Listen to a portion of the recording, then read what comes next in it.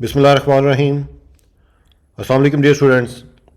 I'm Arif and I welcome you all in today's session. To access the notebook for today's session, you can access course page on my personal website arifbud.me. The other way is to download all the notebook files from course GitHub account ArifPucit. And all the notebooks for this course are housed in this public data science repository. Well, this is the Jupyter Notebook dashboard running locally on my machine at port 8888, and here is the notebook for lecture number 6.8 of the sixth module, overview of machine learning, for the course titled Tools and Techniques for Data Science. The title of today's session is Missing Values Imputation.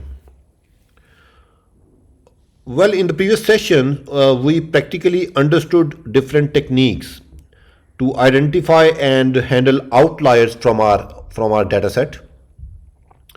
And today we will see as how we can identify and handle missing values from our data set. So let me move ahead and see the agenda of today's session. My dear friends, we will start with an overview of data pre-processing and feature engineering.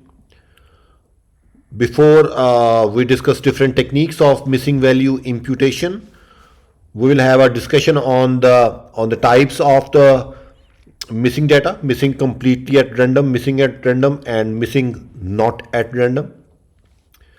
We will discuss the two main categories of imputation: univariate and multivariate. We will do univariate imputation using Pandas fill-NA method and Scikit-Learn's SimpleImputer transformer. We will also understand the working of Scikit-Learn's ColumnTransformer, which is an elegant way of different types of transformations on different columns of a dataset at the same time. It is used to apply different transformations. And finally, we will understand and practically see two multivariate techniques as well, given by Scikit-Learn, that is IterativeImputer and KNNImputer. So we have a lot to do today. Let's start playing. Excuse me. Well, as discussed in the previous session as well, data pre-processing is the process of making your data ready to be fed to the machine learning model, while feature engineering is the process of using domain knowledge to extract features from raw data using data mining techniques. And of course, these two terms are used interchangeably in literature. And these are the 6 tasks that we normally perform in this phase. And today we will understand and practically implement different techniques that our data scientists use to handle the missing values in a data set. Well, the missing values inside a CSV file, that is nothing in between two commas, when read in a Pandas data frame, is displayed as NaN, that is not a number. And you may come across NAT as well, which imply that the missing value is a timestamp. And this is what is shown over here in this table as well. Well, my dear friends, before discussing different techniques for handling missing data, let us first discuss what is a missing value, its types, and its impact on statistical analysis. I strongly recommend that you should read Donald Rubin's paper titled Inference and Missing Data, which is published in 1976. In which he mentioned 3 categories of missing data: missing completely at random, missing at random, and missing not at random. Let me fall back to over here. Do read this at your own time. Let me quickly give you an overview of these 3. First of all, MCAR. MCAR stands for missing completely at random, and it means the missing value is independent of all the observed as well as unobserved variables in the dataset. The missing values can be due to unintentional human error or some system failure. An example can be incomplete filling of Google survey form due to internet connection failure, or maybe the person unintentionally skipped an optional field while filling the Google form. So if the missing values in your dataset are missing completely at random, that statistical analysis almost remains unbiased. The next is missing at random, MAR, which means the missing data is dependent on some observed variable in the dataset.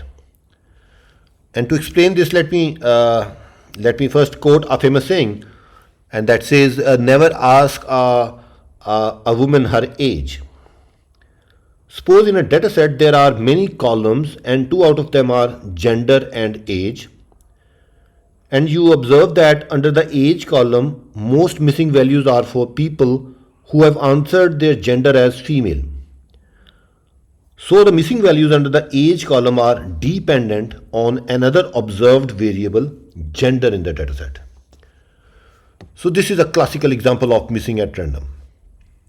My dear students, remember, if missing values in your dataset are missing at random, the statistical analysis might result in a bias. And to get an unbiased estimate, you have to appropriately model that missing data. Let me talk about the third type, and that is MNAR, missing not at random, which means the missing data is dependent on observed variable as well as unobserved variable in the dataset. An example can be people having less income may simply refuse to share that information in a survey.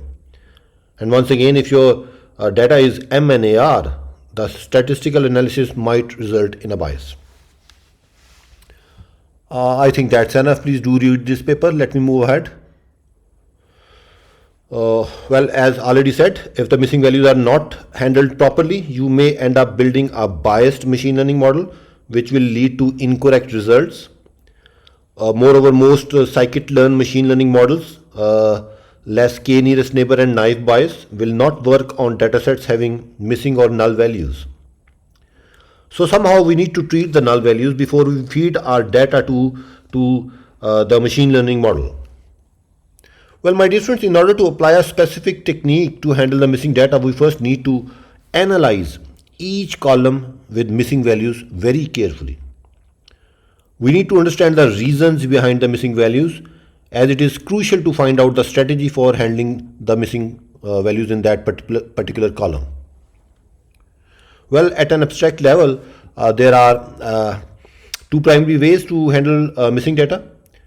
First is we delete the row or maybe the column having the missing value, and the second is we impute the missing value, and there are two types of imputation. One is univariate and the other is multivariate. Well, this univariate imputation algorithms, they impute values in the ith feature dimension using only non-missing value in that feature dimension. That is, in simple words, it considers only that column while imputing the value into that column. And for this we will be using Pandas fill-any method and sklearn's SimpleImputer transformer. As far as this multivariate is concerned, multivariate imputation algorithms use the entire set of available features to estimate the missing values. That is, they not only consider only that column in which that value is missing, but they consider the other columns as well. And we will do this using sklearn's iterative and KNNImputer. And these multivariate are normally used when the data is missing at random or not missing at random. And this univariate is used when the data is missing completely at random. I hope this makes sense. This is just a bigger picture. Okay. My dear students, let us start with handling missing values using Pandas, and I think we have done this before as well in our Pandas video sessions. Let me load this data set. from the loan eligibility.csv file into a Pandas data frame. So this is a dataset that contains 12 input features and one output label. This data seems to be of a company that provides home loans. There are 614 records, and in each row we have information related to an applicant who applied for loan in that company. Some of the input features are the loan ID, gender of the applicant being male or female, this is a categorical column, number of dependents, and is the person married or not. Well, this is the applicant's education level, graduate, not graduate, and so on.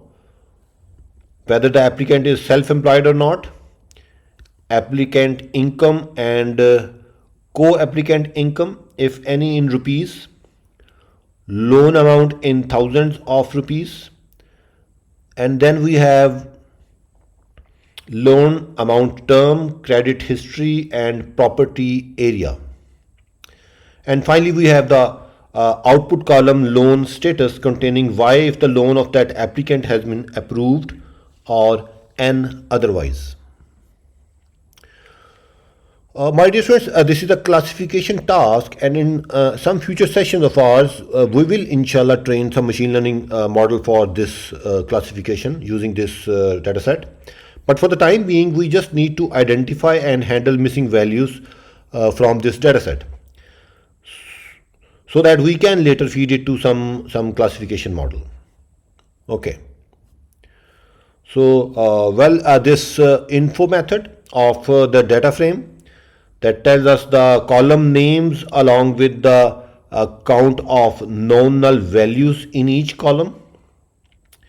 You can see out of 614 total entries, there are many columns which have less than 614 known null values. And similarly, this is NA method of data frame. This returns a Boolean same-sized object with missing values mapped to true and everything else mapped to false. I hope this makes sense. And if I call the sum method on this over here, on this Boolean valued data frame, if I call the sum will calculate the sum of each column. The true will be considered 1 and the false will be considered 0, and I will get this series object showing the sum or the count of missing values under each column. So we have gender, married, dependents, self-employed, loan amount term, and credit history. These are the 7 columns having null values. Let me check out the names of those columns having null values. So these are the columns. I have used list comprehension for this. I have iterated over df columns, and the condition that I have used in the list comprehension is that show up only if the null values, the sum of the null values in that column is greater than 0. So these are the 7 columns. I hope this makes sense. Okay, so over here I am finding the total number of missing values under all the columns, so that is 149. Great. So that means 149 different null values are there in our data set. My dear friends, after identifying the missing values in our data set, the next task is how to deal with them. One very important option, rather very simple option, is we delete the rows or the records if it has one or more missing value. Although this method is quite simple, but it is not recommended, as you might end up deleting some useful data from your dataset. Moreover, if the missing value is of type missing not at random, then you should not delete it. You may opt this quick and dirty technique only if the missing value is of type missing completely at random or missing at random, and that too if less than 5% of the values under a column are missing. Okay, so let's check this out. Let me check the percentage of the values. So this is a percentage. Only this credit history has more than 8% of the missing values. Let's move ahead and see as how we can drop all the rows having missing values. This is the simplest way to do. That is, use the drop any method of the data frame. There is no required argument as such that you need to pass to this method. The default axis argument is 0, which will drop the rows. If you have to drop the columns, you need to pass axis argument a value of 1. The default value of how argument is any, which means if any of the values in a row or under a column is nan, just drop it. If you want to drop a row or column only if all its values are nan, then you need to pass this how argument a value of all instead of any. And this default value of in place argument is false, which means the original data frame will remain the same and a new data frame with the removed rows or columns will be returned. Okay, so this code cell will do the job, will drop the rows, and you see now we have just 480 rows instead of 614, and there is no null values under those 7 columns which were identified before. One last thing which is a learning is that we have dropped almost 22% of rows from our dataset. We have lost a lot of valuable information, which is of course not good. Okay, my dear students, the way we can drop rows having null values using drop any method, we can drop columns as well. And over here I'm just changing this axis argument to 1. Let me execute this code, and you see once again we have 614 rows, that is the rows have not changed, but instead of 13 columns we have 6 columns now. But this is an extreme case, my dear friends. You should do this only and only if a feature column has more than 60-70% of the missing values, and you think that it is not that important for the regression or the classification task at hand. So we have 6 features instead of 13, which is not good. So this was about dealing the rows or columns having missing values. Let's now see imputation of missing values instead of deletion. My dear friends, imputation is actually a technique used for replacing the missing data with some substitute value to retain most information in the dataset. This is described in this image. Well, in this left table, the missing values are shown by filled red cells, let's suppose. In this table over here, in this right table, the missing values have been replaced using some imputation technique. And before we apply some imputation technique, we need to know the type of the data of the column feature having a missing value. And the data types we come across can be one of these 3 types: numerical, categorical, and date time. Well, using Pandas, we do univariate imputation. That means if a value is missing under a column, then the data in that column is used to impute the missing value in that column. And if the data type of the column is numerical, then we can use the mean or median of the existing data values in this column to to get the new value that can be replaced over here. Other than mean, median, we can use arbitrary value, or maybe the end of tail imputation can also be done. Well, if the data type of a column is categorical, then we can replace all the missing values with the most frequent category. So if this is the column, categorical column, and we will find out the most frequent category under this column, and with that most frequent category we will replace these two missing values. Another way is to add a new category, for example, missing string, a string missing, and of course later you need to encode it like the other values in that column using maybe one hot encoding. Excuse me. And finally, for date time series data, one can use forward fill or backward fill technique. Okay, so let's load the dataset again. Check out the sum of the null values. So these are the 7 columns having null values. Okay, so one way to impute the missing values in a data frame is to use the fill NA method, and the only required argument is value, which is used to specify the value to be imputed at the place of the missing value. Or you can use the method as ffill or bfill. Let's practically understand this with some example codes. Okay, so my dear friends, if you can make an educated guess about the missing value, you can simply replace it with that value.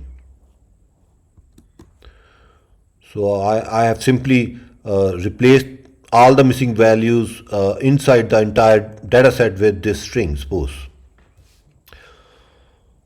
Okay.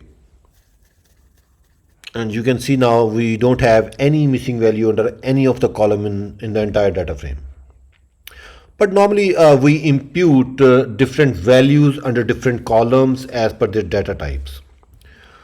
So let me impute the value 0 at all the places where we have a null under the dependents column. Remember, the dependents column is a numeric column, and let me execute it. And I have kept this new data frame in this df1, and I've called this isNullSum method on df1, and you see dependents. We don't have any null values under the dependents column now, while the dependents column before was having 15 null values. Great. I hope this makes sense. Okay, so let's replace the missing value with the mean of that column, and this is done in most of the cases. In most of the cases we impute the missing value under the numeric columns with the mean value of that column. So let me check out the mean under the loan amount column. Sorry, yes, over here. So mean of the loan amount is 146, mean of the credit history is 0.84, and I just want to impute both these columns, the missing values under both these columns with their mean, and this is being done over here in this piece of code. I hope this makes sense. I'm just calling the fill NA method, and I'm passing the value which is the mean of that column, the value which is the mean of that column.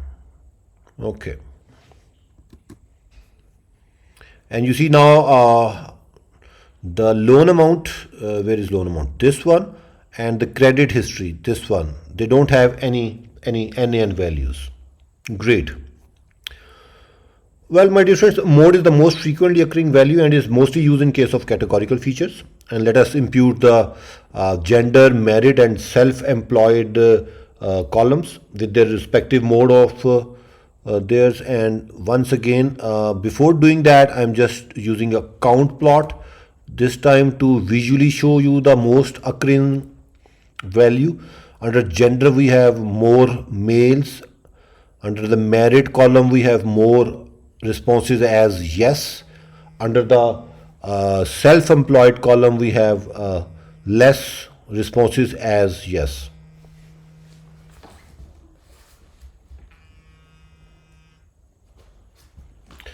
Sorry for the disturbance. Okay. So one more thing, remember the return value of mean is a value, so that is the reason I have used simply the mean over here. But the return value of mode is a series or a data frame, so this is the change you might observe in this code cell. So since the mode method when called on a column returns a series having of course just one value, so to access it we use the subscript operator with a 0 index inside. Let me simply execute it. Great. So now we have only the loan amount term that is left having null or missing value. So let's replace this as well with the median value, let's suppose this time. I'm just doing it for the practice sake. And of course it is a middle value and it is better to use the median than the mean in case you have outliers under that columns. So this is the median value 360. So I just want that all the values will be substituted with this median value. Let me execute it. So now this df1 data frame has no null values. Great job done. We have imputed all the missing values under all the columns, all the 7 columns with appropriate values calculated from the respective columns. And this is what univariate imputation is. My dear students, let me show you the use of method argument as well instead of value argument of fill NA. We normally do this for time series data where the previous or the next values after the missing values are used for imputation. Let me just create a sample series. So this is a series containing 1, 2, nan, 4, nan and 6. So these are the 6 values in it. And let me first use the forward fill method of fill NA. So forward fill means move forward and replace every nan with the previous value. So this nan will be replaced by 2, this will be replaced by 4. Great. And B fill means backward fill, which means we move backward from the end and fill n ends with previous values. So we move backward. So this value will be replaced by 6 and this value will be replaced by 4 this time. So 6 and 4. Great job done. Okay, my dear students, once you are done with imputing the missing values, do verify that there should not be drastic changes before and after the imputation in the variance, distribution and outliers of those columns where you have imputed new values. Do check out for variance and correlations among the columns as well. Okay, so let me show the change in variance of loan amount column if we impute its missing values with mean and median. So I have 2 more columns in the data frame, loan amount mean and loan amount median, and I am just calculating the variance. Okay, great. So well, you can see the variance is reduced a bit if we impute using mean or median. So the variance is reduced in both the cases, and this is natural as variance is the spread of the data around the mean, and of course that is reduced. However, it should not be a drastic change, otherwise you need to use some other technique. Okay, let me show you the change in distribution if we impute the missing values with mean or median. I'm just using the hist plot method of Seaborn, which we used in our previous sessions as well. Let's execute. Great. So there is a very minor change in distribution. So this was the original loan amount, you can see it. This is the loan amount imputed with the mean. This is the loan amount imputed with the median. So these are the three distributions, not much change. My dear students, I think that is enough for univariate imputation using Pandas fill-NA method. Let's move ahead and see how we can do all this using the Scikit-Learn library. Scikit-Learn provides a library of transformers for different data pre-processing and feature engineering tasks, like imputation of missing values, encoding categorical data, data scaling, and so on. And of course, these transformers, we will see how we can combine all of these to form data pipelines.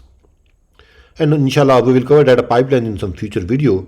But today, let's keep things restricted to imputation of missing values. Well, in Scikit-Learn, transformers are Python objects that are used to transform our dataset in order to prepare it for predictive modeling. Unlike Scikit-Learn estimators like linear regression, which have fit and predict methods, Scikit-Learn transformers have fit and transform methods. Well, the impute module of sklearn gives us three imputer classes. First is the SimpleImputer, which is quite similar to Pandas fill-NA method and is used for univariate imputation.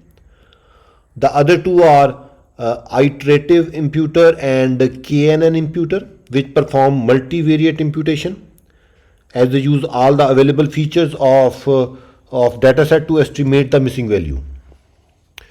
Well, all the transformers of sklearn that we will be using will work in this fashion.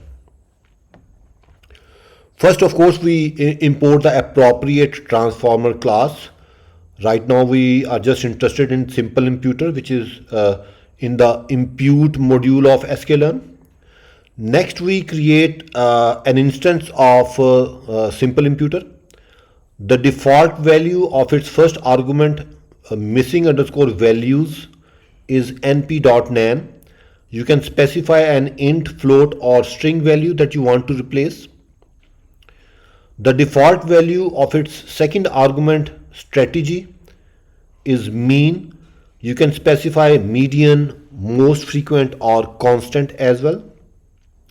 And if the strategy is constant, then you also need to specify a value for its third argument, that is fill underscore value, which can be a string or numeric value.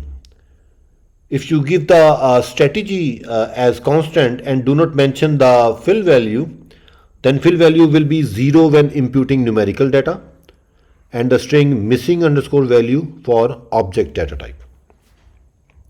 Well, after you have defined the imputer of your choice with the arguments of your liking, the third step is you call the fit method on the instance and pass it one or more columns of your dataset on which you want to apply the strategy of imputing as mentioned while creating the instance. The fit method, my dear students, actually learn or compute the value to be placed at the missing value under each column. And finally, we call transform method on the trained imputer, which will return a numpy's ND array with all missing values for each column replaced with the values calculated in this fit call. And sometimes instead of calling fit and transform separately, we can use fit underscore transform method, which will fit as well as transform in one step. My dear students, I have tried to give a reasonable description of how you can use different transformers in sklearn. And the first transformer we are discussing in this series of machine learning lectures is the SimpleImputer. Please make sure that you have a very clear understanding of this SimpleImputer transformer and how any transformer in Scikit-Learn can be used.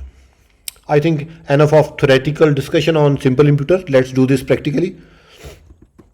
Let's load the same loan eligibility dataset. And once again, we have 7 columns with missing values. My dear students, if all the columns of your dataset are of same type, for example numerical, then you can create one instance of SimpleImputer and specify the strategy as mean. Fit it on the entire dataset to compute mean of all columns and then call transform on the entire dataset. But in this dataset, we have columns of different data types. For example, this dependents column over here, which has a missing value, 15 missing values. I will like to apply the constant strategy to impute the missing value with a value of 0. Similarly, for the gender, married, and this self-employed columns, we want to apply the most frequent strategy. And finally, for this loan amount and loan amount term, and I think this credit history also have 50 null values. To these 3 columns, I will like to apply the mean strategy. So let's do this.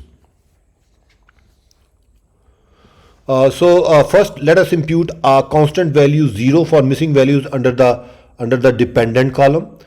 So this code cell is creating an appropriate instance of the SimpleImputer with strategy is equal to constant.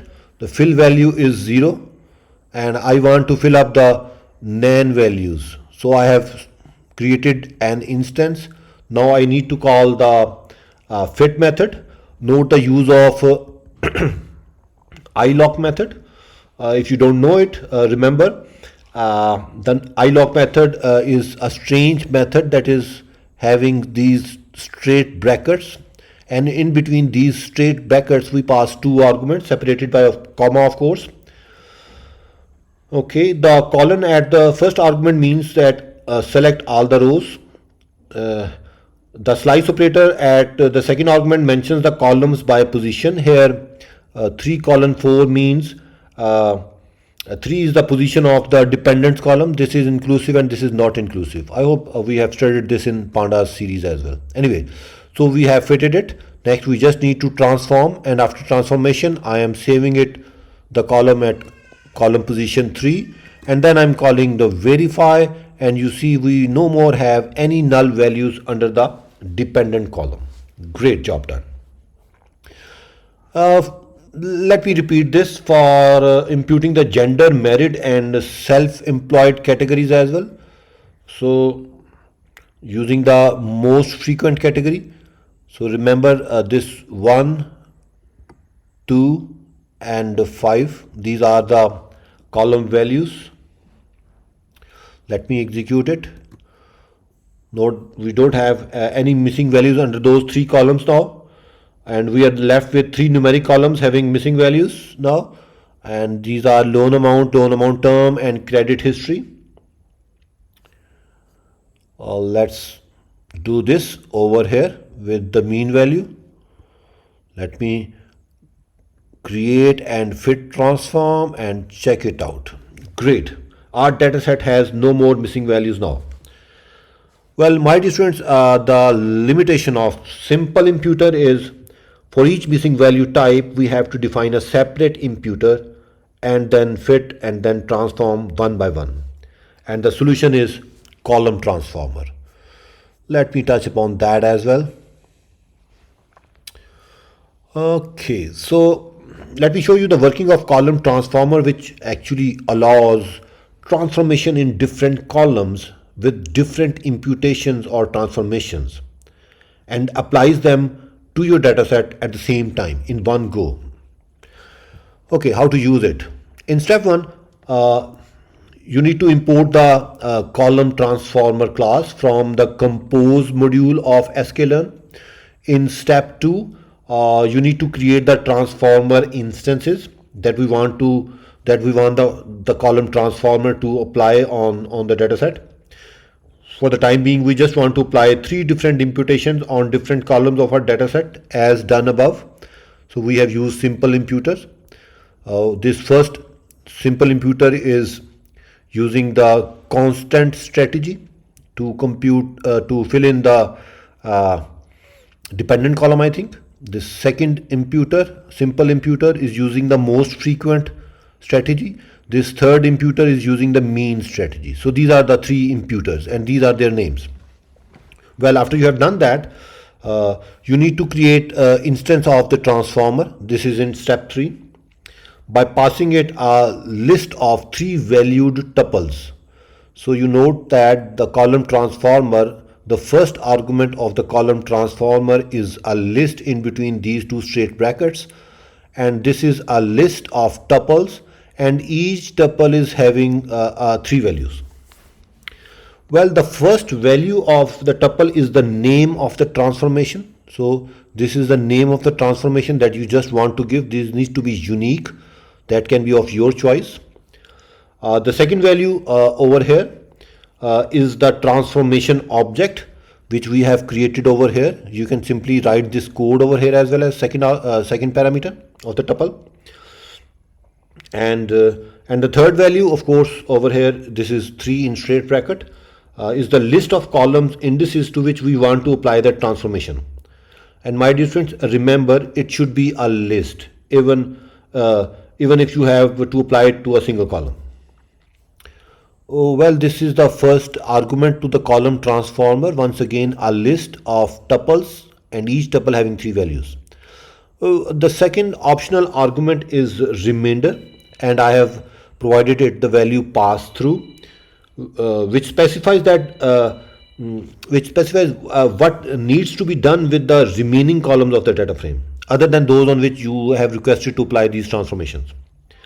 If you don't mention it, the default behavior of the column transformer is to return only those columns on which it has performed a transformation. But this time it will just pass through the rest of the columns and return the entire data frame. Great. And the fourth step, of course, finally we need to call the fit transform on the column transformer object. And as in case of SimpleImputer as well, it returns a numpy ND array, which we can of course later convert to a data frame. So once again, enough of theoretical discussion. Let me load the data set again. We have 7 columns having missing values.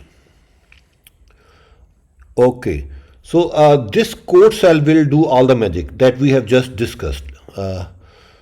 So these are the 3 transformers. Here I have transformed it. I've called fit transform, and great. So this is it. So this fit transform method is passed the entire data frame, and it has returned a numpy 2D array after doing different types of imputation on different columns as mentioned while creating the column transformer object. Also note that the shape is 614 rows and 13 columns. And of course we can convert this to a data frame as well. And you see we don't have any missing values. My dear friends, a column transformer seems to be good but has its own limitation, and that is, using column transformer you cannot apply multiple transforms to a single column. You cannot apply multiple transforms to a single column, and its solution is pipeline, which we will inshallah discuss in some future session. I think we have done enough as far as univariate imputation of missing values is concerned. Let us now move ahead and talk about multivariate imputation techniques as well. Well, my dear students, as I said before as well, imputation techniques can be categorized as univariate and multivariate. Univariate imputation algorithms impute values in the ith feature dimension using only known missing values in that feature dimension. We normally use univariate imputation when the missing data is missing completely at random. And we have practically done univariate imputation using Pandas fill-NA method and sklearn's SimpleImputer transformer. The multivariate imputation algorithms use the entire dataset of available feature dimensions to estimate the missing values. And we normally use this multivariate imputation when the missing data is missing at random or missing not at random. And there exists some relationship or correlation among the features. Well, sklearn impute module has two multivariate imputers. One is iterative and the other is KNN. In the rest of today's session, I will describe the working of these two imputers with a practical demonstration of each on sample toy datasets. Let's see this happening. Okay. My dear students, IterativeImputer impute the missing values by modeling each feature column having missing values as a function of other features in a round-robin fashion. So this seems quite complex right now.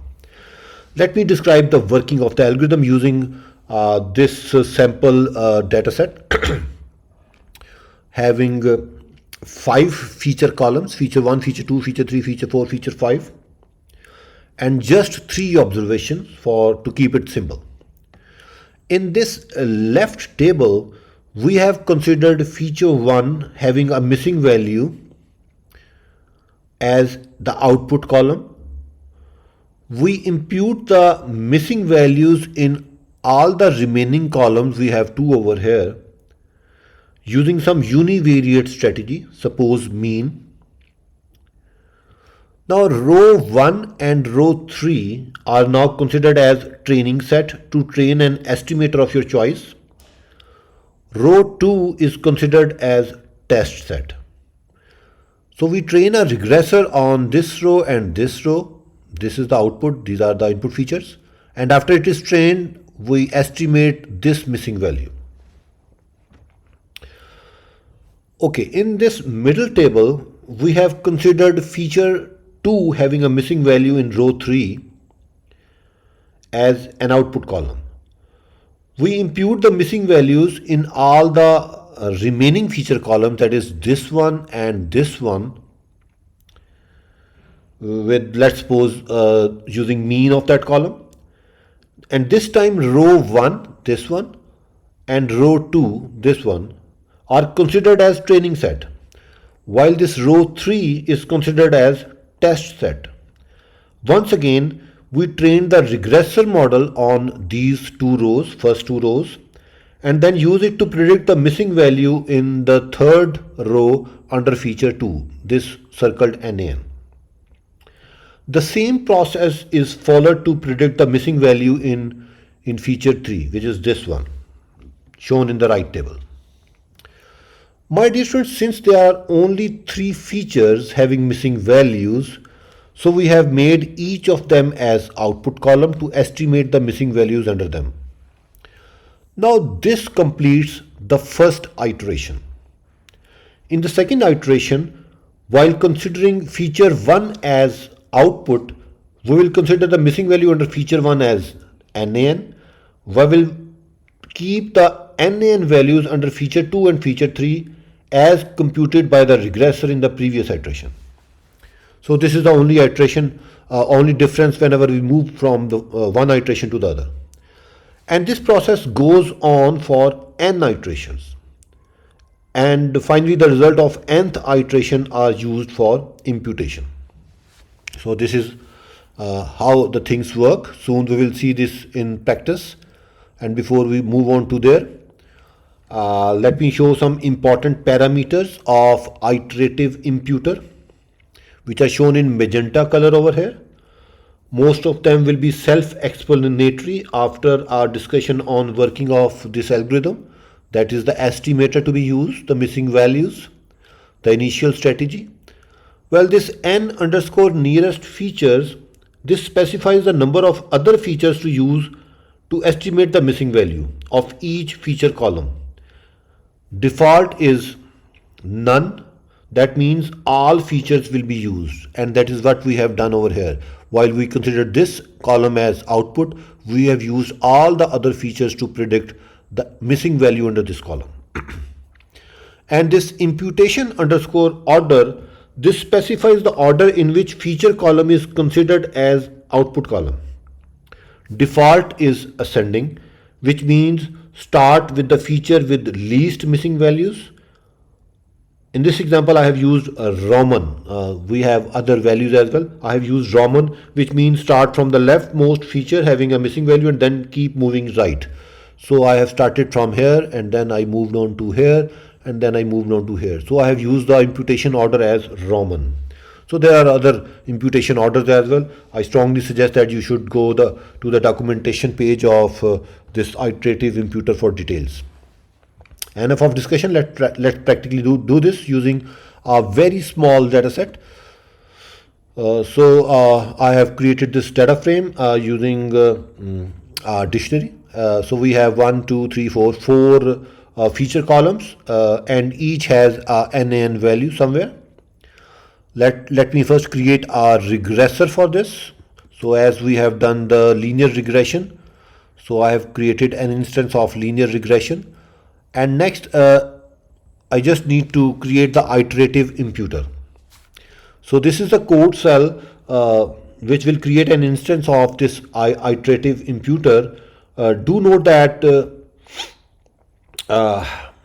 till date, since IterativeImputer is experimental, so to use it we have to import this enable underscore iterative underscore imputer. And by experimental, I mean the API might change without any deprecation cycle. So I have created an instance by passing it the estimator as this linear regressor. You can pass other regressor as well. Do make it your habit to look at the help page. The missing values is NaN, initial strategy is mean, and the maximum iteration argument is 10. So I have got the IterativeImputer instance, and then I simply call the fit underscore transform by passing it the feature data frame. So this is the resulting data frame. Okay, so you note that over here we have 1 and over here we have 7. So you see the perfect correlationship that we have achieved. I hope this makes sense. And remember, this fit transform method, once call on this IterativeImputer, returns a 2D numpy array with the values imputed as shown. Let's move ahead and talk about the next multivariate imputer, that is KNNImputer. We all know that a man is known by the company he keeps. So everyone is like his or her neighbor.